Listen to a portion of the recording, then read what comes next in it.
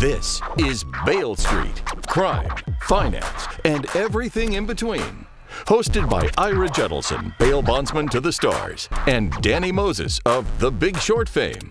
This is Bail Street. Welcome to Bail Street. I'm Danny Moses. I'm Ira Judelson. Got a couple of great guests on today. Lewis Reed, the national organizer for Cut 50, which has had major news with the First Step Act. So we're going to talk about that, talk about your background, Lewis. And then Issac Boltansky, policy analyst from Compass Point, and a dear friend who knows not just about prison and bail reform, but many other issues. We're going to talk about maybe the upcoming presidential race that looks, it's on the horizon here, cannabis policy, et cetera. So thank you guys for coming on. Lewis, wanted to kind of start with you. We're just going to jump right into me, right? Right into you, Lewis. Right into you. So big news with the First Step Act. And, when I talked to Andy over at Rock Nation, who's running this Reform Alliance now, I said to her before you and I got to speak, I said, how do you reconcile the kind of Trump-Kushner thing with kind of getting something actually done, which is one of the first positive steps, no pun intended, on the First Act. But we'd just love to get your thoughts of how that process went and to kind of work our way backwards in terms of how you got started and your background. Yeah, absolutely. I think that the process was nothing short of the miraculous. I'm unapologetically Christian, so there was a lot of fasting, there was a lot of praying, right. There was a lot of intercessions at the altar, et cetera. But I think that ultimately the goodwill of people prevailed. This initiative, the First Step Act, it was actually led by people who had been directly impacted by the criminal justice system. We did not have a big treasure chest. We did not have a big war chest in order to be able to subsidize this effort. We just had the sheer determination of people who just refused to die on this issue. And again, like you just pointed out, right, there were a lot of people who were very apprehensive about being tethered to this organization, particularly with Donald Trump. And with Jared Kushner, I don't think that there was a level of suspicion as much with Kushner as there was with Trump. But it was hard to align someone like Reverend Al Sharpton, who I had a multiplicity of conversations with, to try to get the National Action Network and his endorsement on the First Step Act, not because it was a bad bill, not because it wasn't going to impact, communities of color and those who are poor whites, but, just simply because Trump was tethered to it. So I think that it was led by, I know that it was led by the determination of people who have been directly impacted, and it was supported by those who were in different corners of society and even different quarters of our political spectrums. So Van Jones, for those that don't know, was the co-founder of Cut 50. So we see him on TV on CNN all the time. We know what his views are. I actually align with many of those. But for him to not swallow his pride's the wrong word, but to him to your point, staying steadfast in his belief of getting something done, no matter who is in the White House, that's pretty admirable in terms of him being able to move forward and get that done. Yeah, absolutely. And I think that even beyond Van, and we'll take a deeper dive into my history in a second, but when you take somebody such as myself, I'm from Bridgeport, Connecticut. Bridgeport is the Chicago equivalent of New York. It's the Brooklyn equivalent of Illinois. It's the Brooklyn equivalent of New York, et cetera, right? So when you take someone who comes from a space like I come from, where I come from the street, I come from cats where, they are very distrustful of guys like President Trump, so on and so forth. I put myself out on a limb to be able to go out and say, hey, listen, this is a good bill.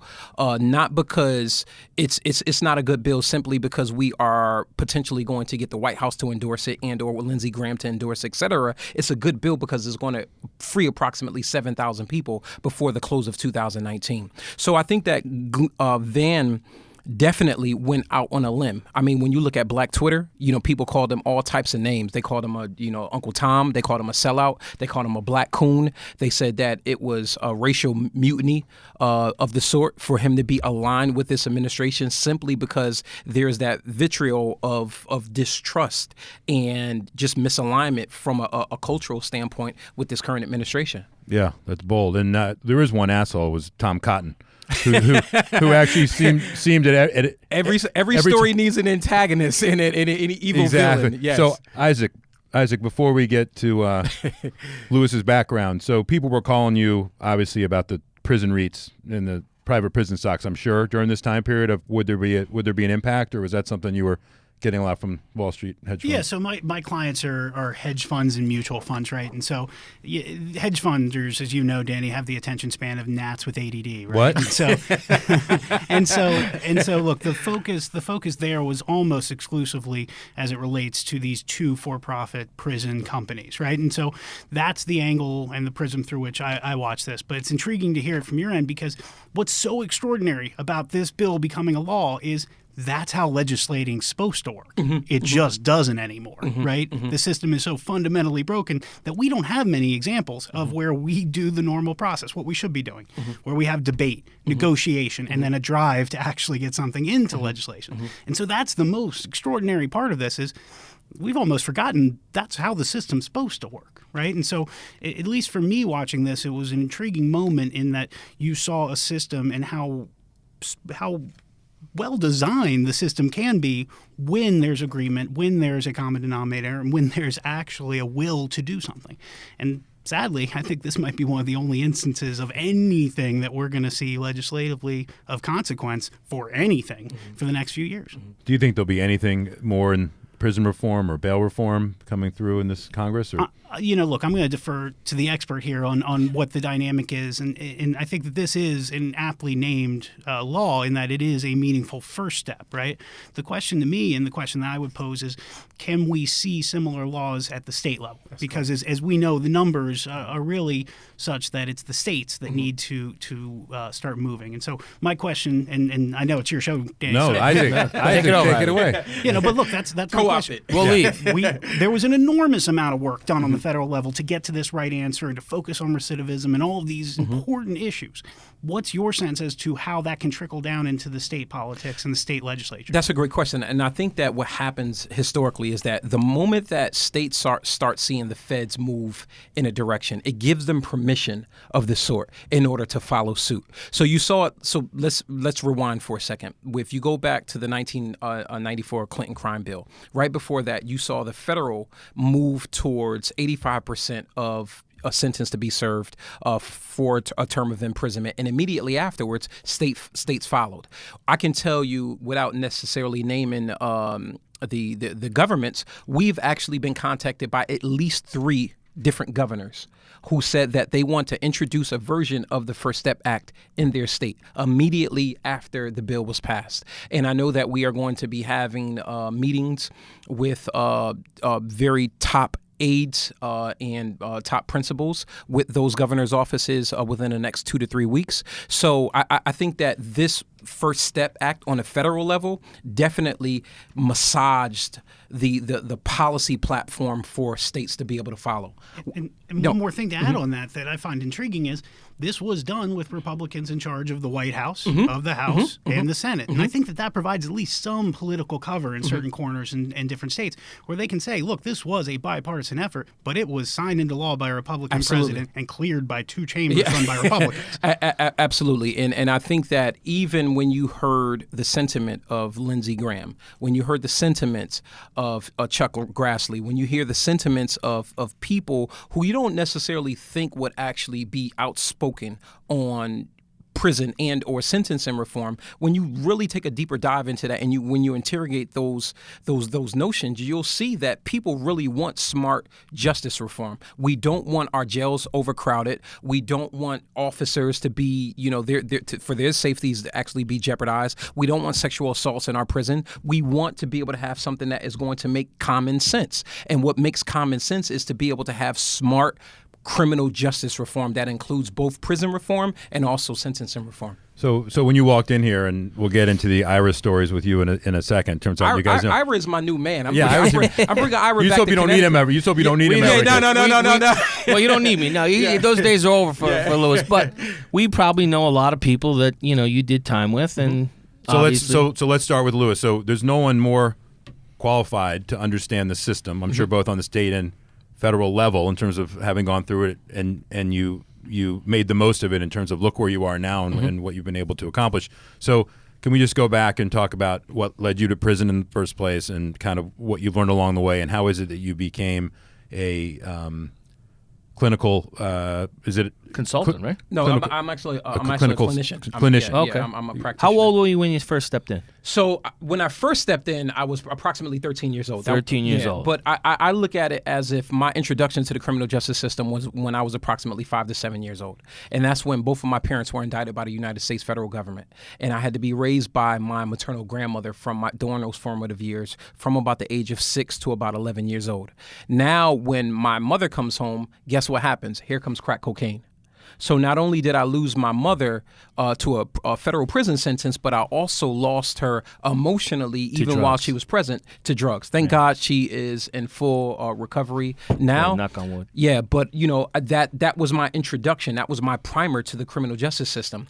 Then and I don't want to make this too psychological, but when you look at what we call social determinants of behavior and or intergenerational errors of thinking, like us clinical people like to call it, right? Essentially what that means is that Ira grows up in, where are you from, Ira? I'm from Westchester. All right, so Ira grows up in Westchester, right? And let's say, for instance, in Ira's neighborhood, Ira comes from a family where, everyone are professionals, right? You come from a family who are, whether they're bankers, whether they're in healthcare, it doesn't matter. His dad was a prison guard. My dad wasn't a prison guard. My dad worked on the Rock for 30 years. Okay. He was a teacher there. Okay, so your dad was in corrections, right? Well, he's a teacher. Okay. But he was around it. He was around it. He was a He was teacher. around it. He was exposed to it. So you come from a neighborhood where dad is a teacher, and all of your peers, their family members are, very well adjusted. They're professionals, etc. That puts you on a trajectory to follow after the same. When you come from a space where I come from, where both of your parents are incarcerated, you had cousins who had the largest indictment of its kind in Connecticut history, and then you step into a neighborhood where all you see is people who look like your cousin, your family, your peers whose family members may not necessarily be in federal prison, but they are away, right? What that does is it produces something inside of you to be able to follow that trend. Absolutely. On a subconscious level. So back in 2000, I was indicted by the United States federal government for bank fraud and felon in possession of ammunition. There were 2 separate incidences where I facilitated a continuing criminal enterprising scheme to defraud banks for approximately $300 and something thousand. And in a separate incident, I was robbed. I sought reprisal as a result of being robbed, and I inadvertently, when the gentleman robbed me, I inadvertently shot a 5-year-old. Right. Who, thank God, made a full recovery. So I was sentenced to 188 months in federal prison, which is approximately 16 years.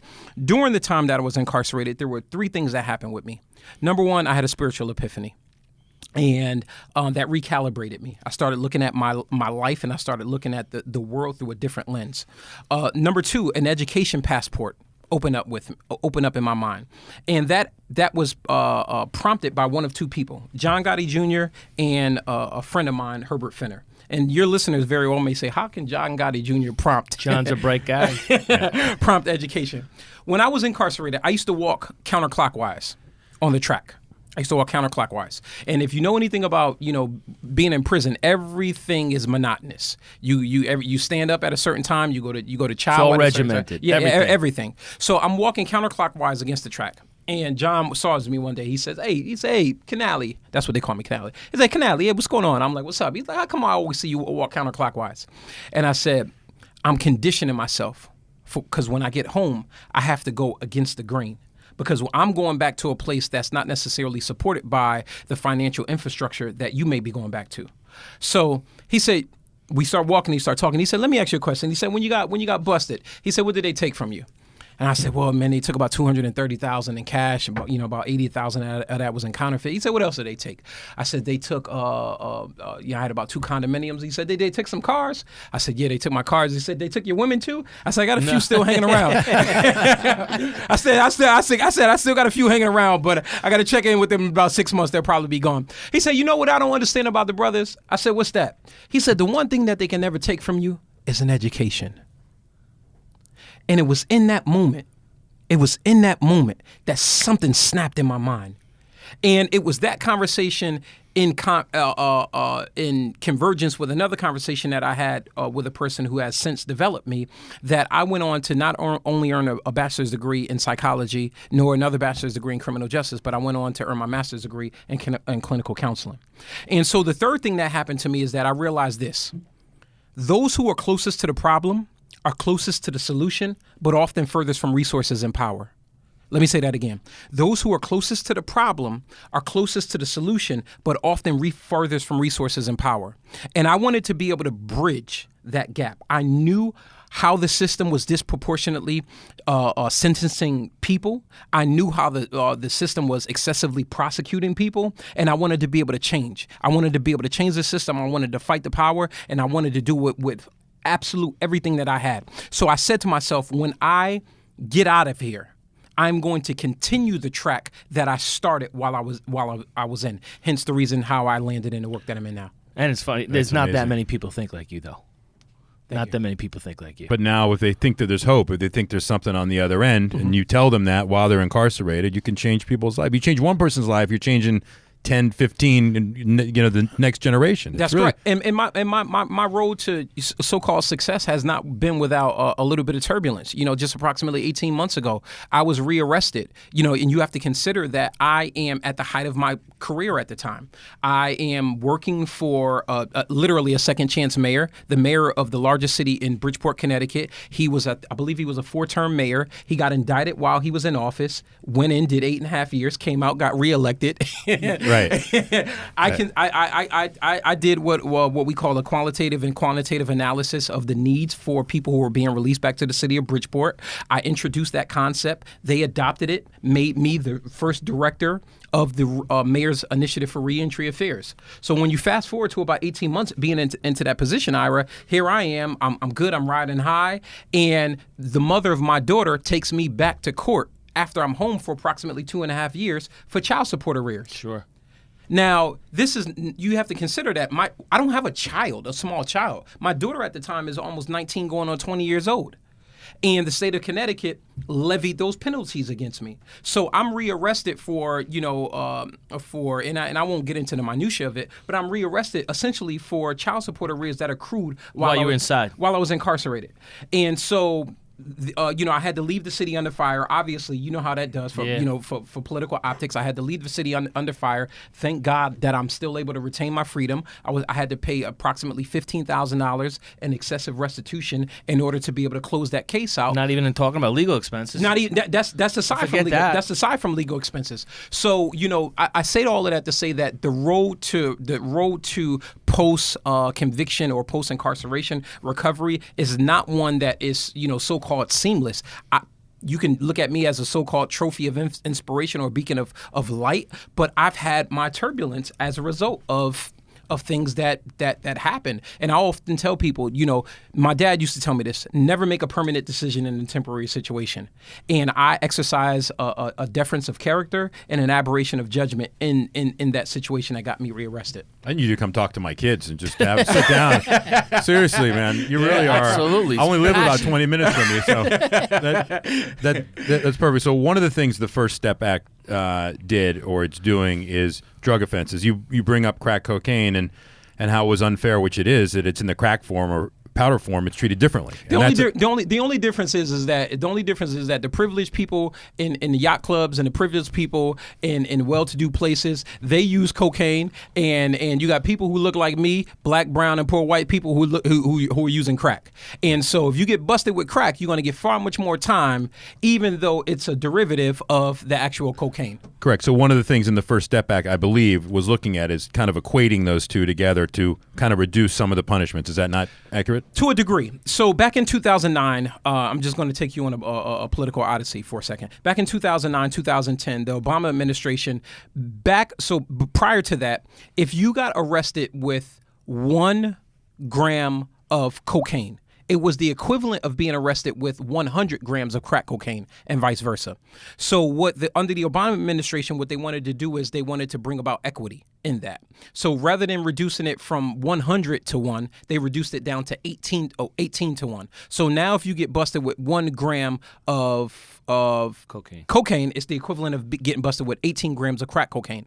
Under the First Step Act, and when that bill was introduced and when that law was passed, it wasn't retroactive. So essentially what it meant was it only impacted those people who were coming into the system, not those people who have been disproportionately sentenced, who are already inside. So under the First Step Act, what we did was we got that particular provision made retroactive. So it's going to impact. How many cases are you going to overturn? About 3,500. Wow. About 3,500. So 3,500 people are going to be resentenced and possibly be released from prison before the close of 2019. That's awesome. Yeah, and hopefully they don't go back in. But that's just federal. Yeah, that's just federal. Right.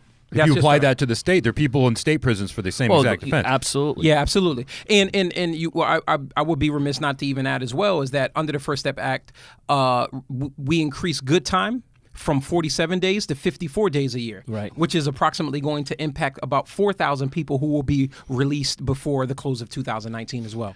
So, Isaac, one of the things going on is obviously paralleling with the First Step Act, which is happening as we saw ballot measures in the midterm election, obviously throwing out convictions, certain counties in Ohio, marijuana convictions, cannabis convictions, right? It's happening. So what are the developments right now, kind of parallel processing? Because in effect, that's prison reform, getting sentences reduced, 3-strike rules change and things like that. So are you seeing stuff kind of like on the state level that Lewis is talking about for the First Step Act? Are you seeing stuff happening? You get a lot more ballot measures and a kind of a grassroots movement there? Sure. I think 2020 is going to be an incredibly consequential year for a number of different reasons, right? And you've got to watch the ballot initiatives. And we're watching them for a slew of different reasons, everything from payday lending in California to, I mean, there are a number of consequential societal initiatives that will be handled through the ballot process in particular, especially when we think about what 2020 could be in a lot of different ways, right? You have twice as many Republicans defending seats in the Senate as the Democrats have too. You still have a House which could easily stay under Democratic control. You have a massive presidential election. And, I mean, Danny, this is something you know better than I. We're probably 8th, maybe 9th inning of an economic cycle, so we could be going to the polls during a recession on top of it.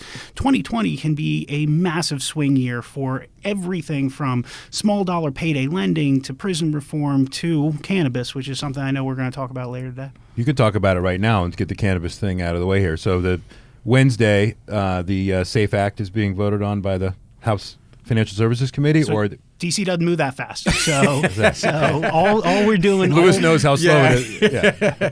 All we're subcommittee. Subcommittee. All we're doing on Wednesday is, for the first time ever, we're going to have a hearing in a House Financial Services subcommittee. So we haven't even gotten to the main committee yet, and it's going to be examining one particular issue: can legal cannabis companies access the banking system? And we know that they can't right now, and we know that there is a fundamental incongruity between federal law, where it's prohibited, and states, where we have states. Connecticut. 10 of which have actually decided that recreational cannabis use is legal, and another whole set who have different forms of medicinal legal purposes. And that fundamental incongruity that was given to us by federalism is what we're going to be talking about on Wednesday. Here's the way I think about this. We're not ready, at least in this Congress, to talk about legalizing cannabis and changing its treatment under the Controlled Substances Act. But we will take an incremental step. And that step will be, let's just clean up the law and say if it's legal in a state, then the banks operating in that state should feel fine to offer banking services to those companies. Again, these things don't happen overnight. It's incremental. You have to build a case. You have to tell the stories. And it's something that I was thinking about when you were describing the First Step Act.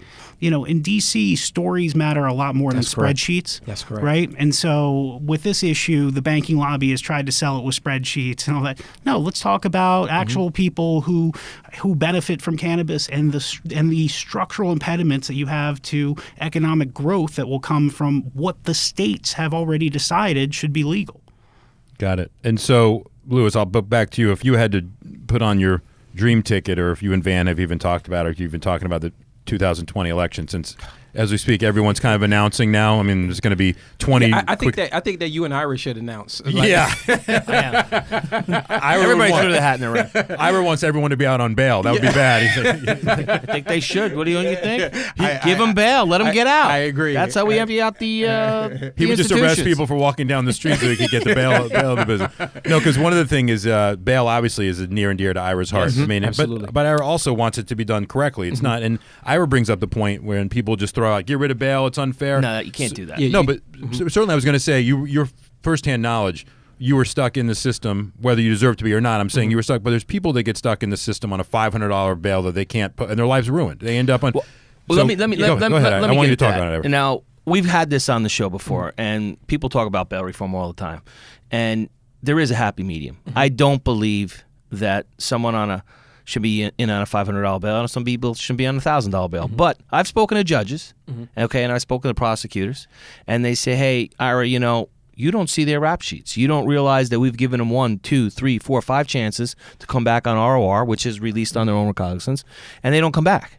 And then it costs the warrant squad to go out and get them, and it costs the police to go find them, and they just say to themselves, well, once I get picked up again, I'll just, whatever. But I believe, and I don't know how you feel about this, Lewis, is that there's got to be skin in the game, okay? If someone commits a crime, they're entitled to bail, and they should have accountability, and there should be skin in the game. Allegedly commits a crime. Allegedly. I'm sorry, Lewis, allegedly. But, and that's where we go back and forth, and, right now we have people lobbying up in Albany, and they're trying to get rid of cash bail, and they have this whole major problem that's going on in New Jersey right now, which they're basically sugarcoating it and making believe like it's not happening. There's a problem, okay? And then there's the person, if they go back to getting rid of cash bail, that basically sits and languishes in jail for 445 days because he wasn't able to get bail and then was found not guilty or they dismissed the charges. What happens to that person? Well, nobody brings up that person. And that's what you talk about going down to Congress. And those are the people that need to come out and say, well, and I sat in jail for 445 days and nobody did anything. So I understand there's Lewis's a happy point about medium. people that are closest to it are the ones that can do the most. Right. Yeah. Exactly. Absolutely. And it comes down to it doesn't have to be black and white. There is major gray areas if everybody works together and figures it out. Yeah, and I think so. Taking a page from the First Step Act. When I was initially recruited to be in this position as the national organizer for Cut 50, I had a lot of trepidation around the bill. The bill was skeletal in its original concept or construct, I should say. And, when I had a conversation with Van and I had a conversation with our national director and co-founder, Jessica Jackson, I expressed it, without compunction. And what they said was, number one, we need voices like yours, to Isaac's point. We need people who are going to be able to transmit and tell a story into rooms about how this system has impacted people such as you and the people by whom you are connected with. The other thing is that there is a healthy medium. There is a healthy medium. There is a healthy medium to everything. All you have to do is live long enough and have a relationship with a woman, and you will realize that compromise. Danny has a problem with that. Yeah. What do you mean? I'm a compromiser. Yeah. But there's a healthy medium in everything that we do in life, and oftentimes and Isaac can probably speak to this far much more intelligently than I can. But there's political gamesmanship to be had by grandstanding and everything else. But the moment that you put those things aside, and the moment that you say, hey, listen, okay, I understand where we disagree. I'll tell you a very quick, cool story. I was in a room with a large, unnamed civil rights organization. And there were, a whole bunch of people, that their constituency. And it was this major coalition, and we were talking about the First Step Act, and the conversation was heated, right? And we're just not going to give Trump a win, and you guys want to be in bed with Jared Kushner, and it's just not good. It's not good for 2020, and it's not good for us, and we can just wait for another Congress, so on and so forth. And as I was in the room, there were several things that happened. Number one, my grandmother had me study the civil rights era extensively. And I thought about something that MLK said about the fierce urgency of now. And he talked about within that framework of the fierce urgency of now is that when you have a moment, when you have an issue that is as pressing as the First Step Act and or as bail reform, i.e. Kalief, Browder, et cetera, when you have something that is as pressing as that, you don't have the luxury of saying, let's wait for another Congress, because people's lives are literally hanging in the balance. The second thing that I realized, and I asked them a question as I was listening to everybody kind of like going back and forth. I said, yeah, okay, I hear what you were saying about that this is not good. And I hear what you were saying about how you can't stand Trump. And I hear what you were saying about how you think that Jared Kushner's suits are too tight. And I hear what you're saying that... And he's a dick. Yeah, right. I hear all of these things. Now, let's talk about where we agree on the merits of the bill. Let's get away from feelings and let's look at facts. Where is it that we do agree? In the moment that I interjected that into the room, there was kind of like this. Okay. Everybody calm down. Everybody calm down. There you go. And then ultimately, we didn't emerge from that conversation with an immediate agreement, but ultimately they came along to be able to support the First Step Act. And this is something, Lewis, it's a line I hear every single time I watch a congressional hearing or a politician speak. Don't let the perfect be the enemy of the good, right? Mm-hmm. Now, most of the time they don't mean that, right? Most of the time that's just trying to pivot away from the hard questions. Mm-hmm. This time we actually got that, and that's what makes this time different. Yes. This is a meaningful first step that hopefully can lead to the second step. And it's not the final step. And to Ira's point, in terms of like there's areas of gray. Life doesn't exist in black and white. Life exists in the gray areas. Everything's. You brought up a good point, that Kalief Browder situation.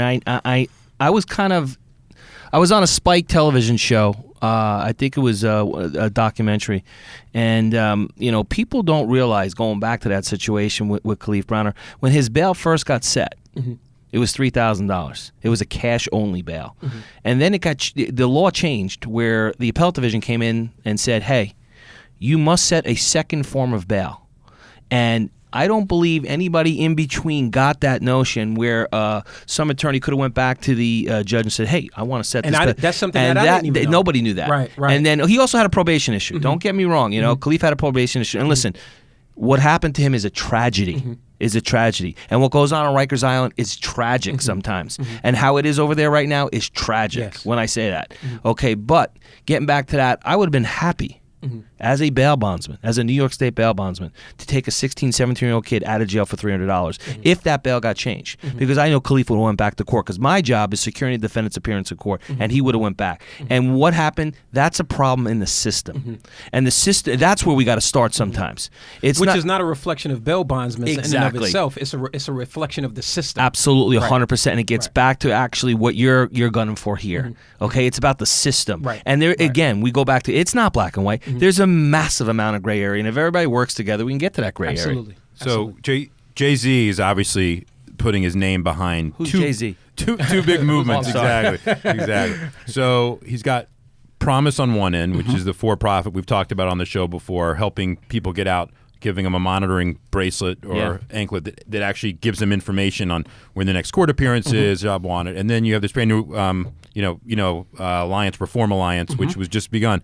Are you working with both of those groups, or are you working with? So we have a relationship with Reform Alliance. Obviously, Van is the CEO over there. We have a great. You mentioned Andy earlier. Shout out to Andy and Meek Mill also, and Meek Mill and Michael Rubin. Right? Yes, Meek is a very close partner of Cut 50. When you're in the criminal justice reform, first and foremost, the field is not as large as it appears to be. The circles are not that large, so we all run in the same circles, and we all want the same thing. Right. Meek wants probation and parole reform. Should be. We want smart sentencing and prison reform. And so, the commonality, the lowest common denominator there is reform. So, when you take someone who has a celebrity profile like Meek, when you back that with somebody such as, I think that guy's name is Jay-Z.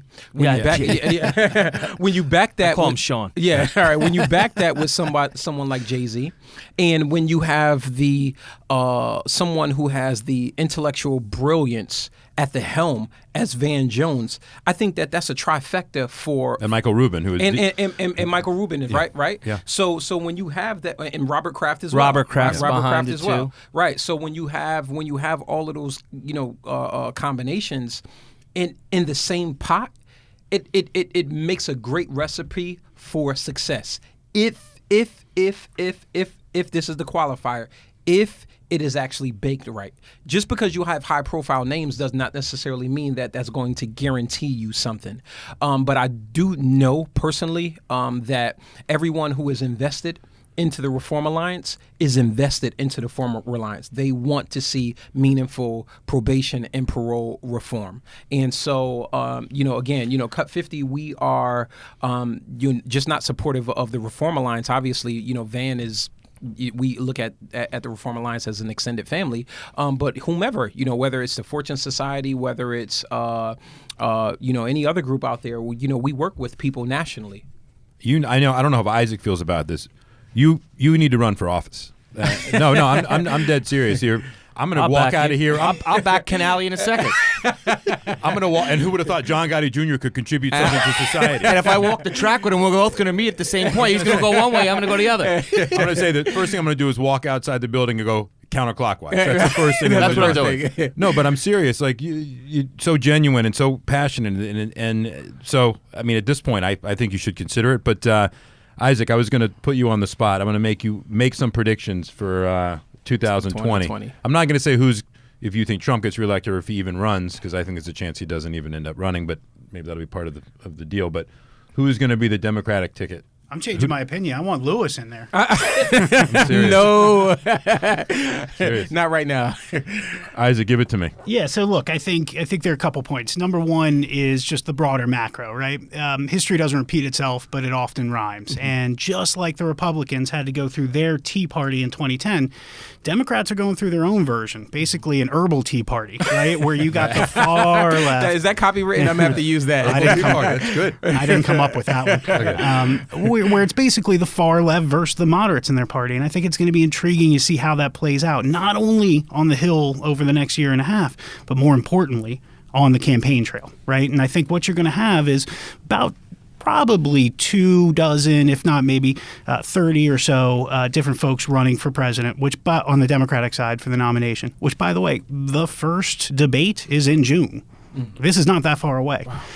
And I think there are a couple dynamics. One is note that I think there are a fair amount of progressive candidates who are going to be tripping over themselves to try to win that progressive vote. And some of these things matter for what we've been talking about here, whether it's Senator Gillibrand's work on no cash bail or Senator Booker and Senator Brown, who have looked into the bail bond industry through the insurance spectrum. This will be an issue, right? And so that matters. Number one is how does that progressive conversation actually influence the Democratic Party's agenda if they win the White House, right? So that's number one. Number two is, Danny, man, it's too early, And so this is the data point that I tell clients. At this point, before the 2008 election, John Edwards was leading in the polls in Iowa, right? He was at 37% or so. Hillary Clinton was right behind him. Barack Obama was right behind her.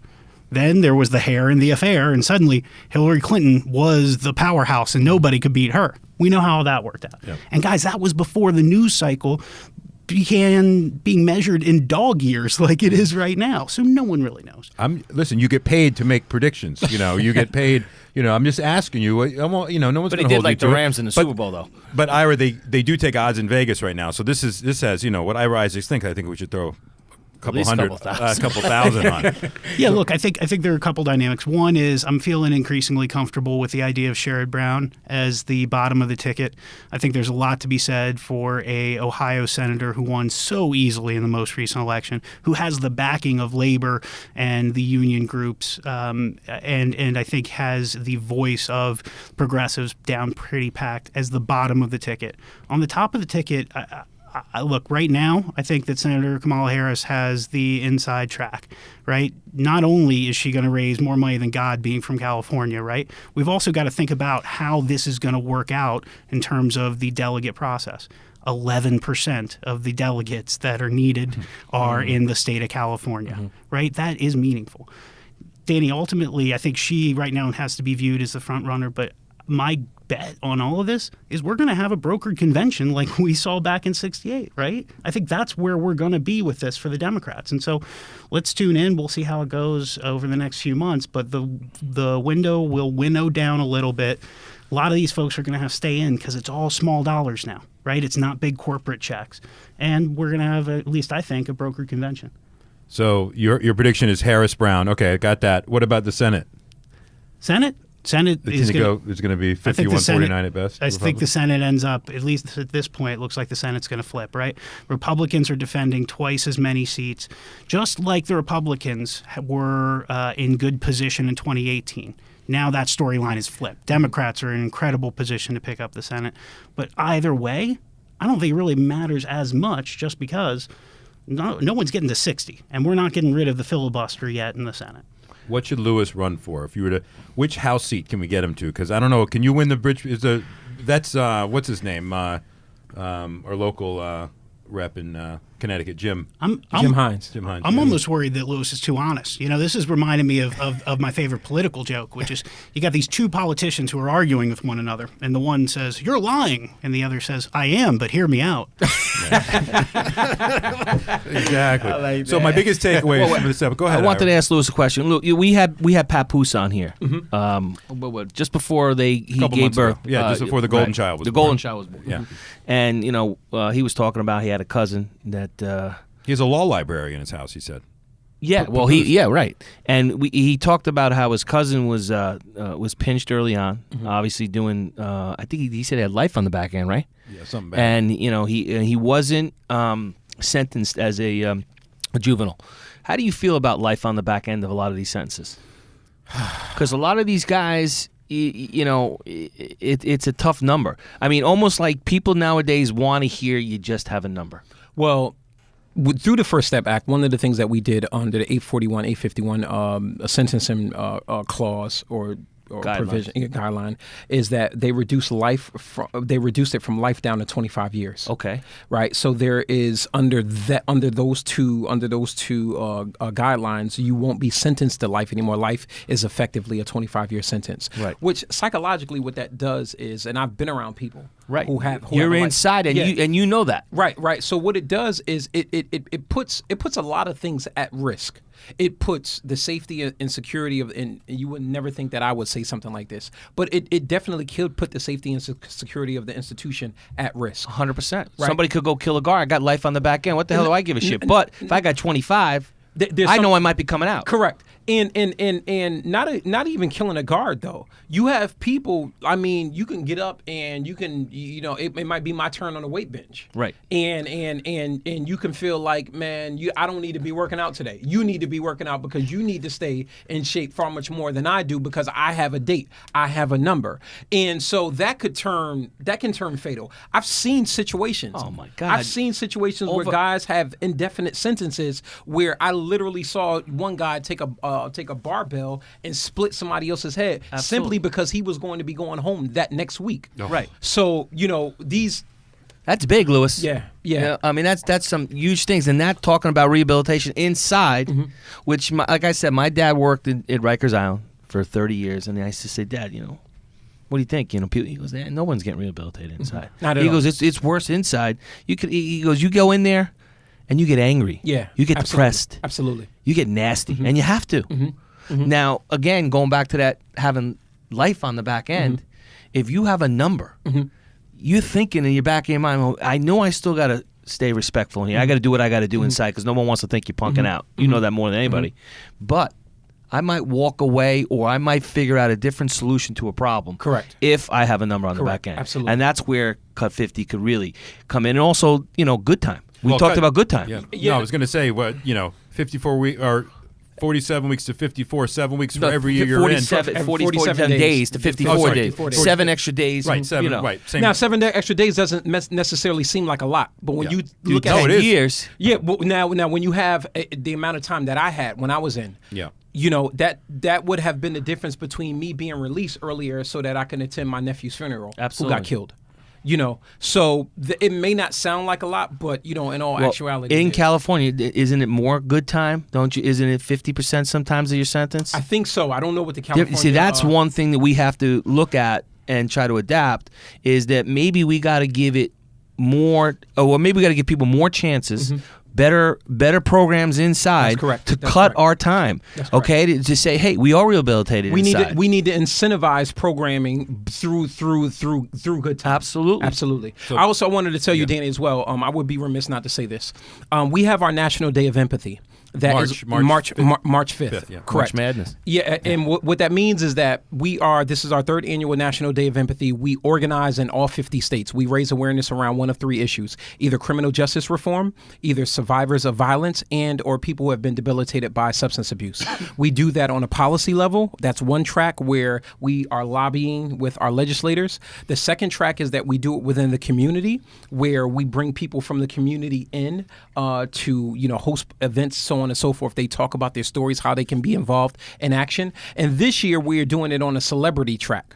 So what we're talking about is that you are going to have the likes of Meek Mill, Van Jones, Kim Kardashian, so on and so forth. They will be doing public service announcements, raising awareness around the National Day of Empathy, what it looks like, to be, to have your history preclude your destiny, so to speak. Whether that history is involved in the criminal justice system, whether that history involves you having been, recovering from opioids, and or if that history involves you being a survivor of violence.